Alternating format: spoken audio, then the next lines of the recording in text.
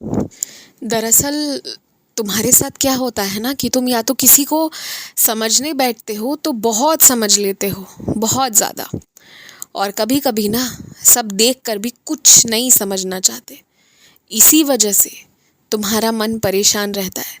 कभी तुम्हें लगता है कि तुम्हारी माँ ने, तुम्हारे माता पिता ने, तुम्हारे बड़ों ने, तुम्हारे किसी प्रिय ने तुम्हारे लिए अपने जीवन की करोड़ों कुर्बानियाँ दी और तुम उनके लिए एकदम से ऋणी महसूस करने लगते हो। और कभी कभी तुम्हें लगता है कि मैंने थोड़ी कहा था, नहीं की होती। तो ये दो अलग अलग विचार और बहुत कहो कि विपरीत एक दूसरे के ये दो विचार, और इसी में रह कर ना कभी तुम किसी को बहुत समझ लेते हो और कभी बिल्कुल नहीं समझते हो, और इसलिए तुम परेशान रहते हो। इसलिए आए दिन ना तो किसी से लड़ाई होती है, ना कुछ कोई बातचीत होती है, लेकिन फिर भी तुम्हारा मन उदास हो जाता है, आंखों में आंसू होते हैं। होता है ना, हर महीने ये चीज़ मैं देख रहा हूँ, होता ही है। तो इसलिए ना थोड़ा बीच का रास्ता अपनाओ, समझो भी दूसरों को भी और अपने आप को भी। जब जब दूसरों के योगदान, दूसरों के बलिदान के को समझो, उनके लिए ऋणी हो जाओ, लेकिन उसके दूसरे क्षण अपने बलिदान को भी एक पल के लिए याद कर लो। ये मैं तुम्हारे लिए कह रहा हूँ, तुम्हारे लिए ज़रूरी है। नहीं तो फिर तुम एक दिशा के बहाव में बहते हो और दूसरी दिशा छूट जाती है, और फिर एकदम से जब दूसरी दिशा याद आती है तो मन तुम्हारा बेचैन सा हो जाता है। तो थोड़ी स्थिरता लानी है अपने विचारों में, और सारा खेल तुम्हारे जीवन में विचारों का चल रहा है। किसी की बोली करी हुई से ज़्यादा तुम्हारे विचार ने तुम्हें तंग करके रख दिया है। तो इतना क्या बात करते हो अपने आप से? मुझसे बात किया करो, और 2 4 5 दिन ना अपने आप से कम बात करो। ये अपने आप से बात कर करके ही तुमने अपने मन को परेशान कर लिया है, क्योंकि अच्छी बातें तुमसे हो नहीं पाती। तो थोड़ा कम ही बोलो अपने आप से।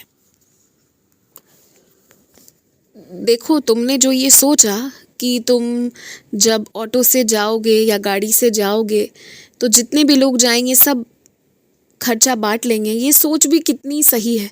इसमें गलत क्या है? तो तुम क्यों इसके लिए फिर सोच रहे हो कि तुम अपने मतलब के लिए सोचे? क्यों नहीं सोचोगे? तुम बहुत मेहनत करते हो, बहुत तनाव लेते हो, तब जाकर 2 पैसे तुम्हारे हाथ में आ रहे हैं।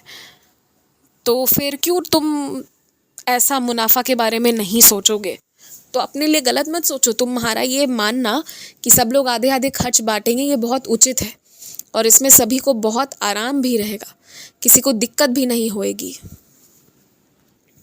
और वैसे भी कोई एक व्यक्ति सबका भार ज़्यादा दिन तो ढो नहीं पाएगा, लेकिन अपने अपने सब कर लेंगे पूरे। तो अच्छा है, सब ठीक है। मिल बांट कर चलने में लंबे समय तक आराम से चल भी जाओगे। और मैं तुमसे एक बात और कहने वाला हूँ। तुम जहाँ नौकरी लगाने की कोशिश कर रहे थे ना, और तुम्हारा नहीं हो रहा था, क्योंकि अब ऐसे मतलब किसी के अधीन होना, वो भी इतने थोड़े से के लिए नहीं, ये अब मुझे नहीं भाया।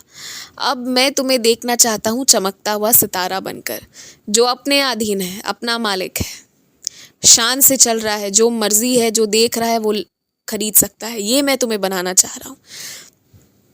थोड़ा मेहनत लगा दो, थोड़ी ज़ोर लगा दो, और इसी साल फिर चमत्कार होगा। अगले साल का भी इंतज़ार नहीं करना होगा। तो इसलिए इसी साल ये चमत्कार देखना चाहते हो तो ज़ोर शोर से तैयारी शुरू कर दो। इस हफ्ते या अगले हफ्ते से अपने खुद के काम की शुरुआत करो, तुम्हें बहुत सफलता मिलेगी। दीर्घायु भव, यशस्वी भव, तेजस्वी भव।